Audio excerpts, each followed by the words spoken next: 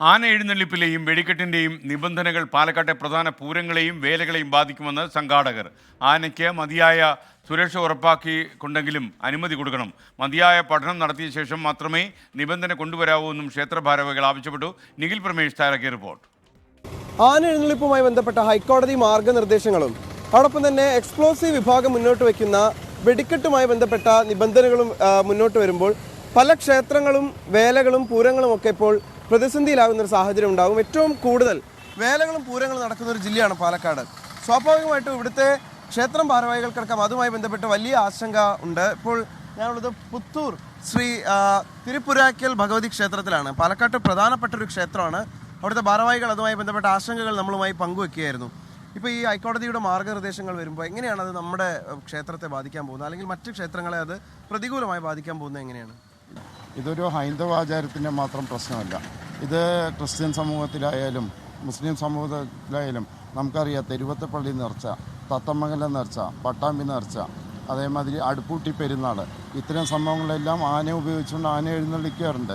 അവിടെയെല്ലാം അതിൻ്റേതായിട്ടുള്ള കൂട്ടായ്മയും നമ്മൾ കാണാറുണ്ട്. ഇപ്പോൾ ഞങ്ങളുടെ ക്ഷേത്രത്തിനെ പറ്റി പറയുകയാണെന്നുണ്ടെങ്കിൽ ഒരു കോടതി വിധിയും ഇല്ലാതെ തന്നെ ഞങ്ങൾ പൂരത്തിന് 15ഓളം ആനകളെ എഴുന്നള്ളിക്കാറുണ്ട്. ആ ആനകളെ എഴുന്നള്ളിക്കുമ്പോൾ ഞങ്ങൾ അതിന് മേലെ പന്തൽ തീർക്കാറുണ്ട്. ഒരു കോടതി വിധിയില്ലാതെ തന്നെ കാലകൂട്ടി തന്നെ എത്രയോ വർഷങ്ങളായി ആ ആനകൾക്ക് മുമ്പിൽ ബാരിക്കേഡ് തീർക്കാറുണ്ട്. ആനയുടെ കൃത്യമായിട്ടുള്ള അകലം ഞങ്ങൾ പാലിക്കാറുണ്ട്. ഈ ദേശത്തിൻ്റെ കൂട്ടായ്മയിലൂടെ ഞങ്ങൾക്ക് 2 ആനയുണ്ട്. അത് ഒരു സാമ്പത്തികമായ നേട്ടത്തിന് വേണ്ടിയിട്ടല്ല, അത് ഞങ്ങൾക്കൊരു സ്പിരിറ്റാണ്. ഈ പുത്തൂർ ദേശം പറഞ്ഞു വെച്ചാൽ ആനയില്ലാതെ പുത്തൂരില്ല, ആനയില്ലാതെ പുത്തൂരിലൊരു ഉത്സവമില്ല. അങ്ങനെയാണ്. കൃത്യമായ പഠനങ്ങൾ നടത്താതെ ഉള്ള ഒരു വിധി എന്ന് വേണം ഇതിനെ പറയാം. ഇത് കൃത്യമായ പഠനത്തിലൂടെ മാത്രമേ ഈ ശാസ്ത്രീയമായ ഒരു വിധി പുറപ്പെടുവിക്കണം. ഇത്തരം വിധികളെ ഇപ്പോൾ ചെറുപ്പക്കാരുടെ കാര്യം തന്നെ എടുത്തു വെച്ചാൽ യുവതലമുറ ക്ഷേത്രകാര്യങ്ങളിലൊന്നും ഇൻവോൾവ് അല്ല. അതെവിടെ നോക്കിയാലും ക്ഷേത്രകാര്യങ്ങൾ അവരെ ഇൻവോൾവ് ചെയ്യിക്കാൻ വേണ്ടി മറ്റ് പല മാർഗ്ഗങ്ങളും നമ്മൾ നോക്കിക്കൊണ്ടിരിക്കുമ്പോൾ ഇത്തരം വിധികൾ അവരെ കൂടെ സോഷ്യൽ മീഡിയയിലേക്ക് കൂടുതൽ തള്ളിവിടുന്ന ഒരു പ്രവണതയായിട്ടാണ് എനിക്ക് തോന്നുന്നത്. ഇത് കൂട്ടായ്മയിലൂടെ നല്ല സംഘടിതമായ ശ്രമങ്ങളിലൂടെ കോടതിയെ ഇത് ബോധ്യപ്പെടുത്തണം.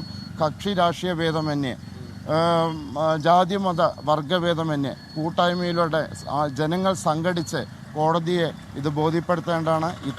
ഇതുപോലുള്ള ഒട്ടനവധി വിധികൾ ജനങ്ങളുടെ സംഘടിതമായിട്ടുള്ള ശ്രമത്തിലൂടെ മാറ്റിയെഴുതപ്പെട്ടിട്ടുണ്ട്.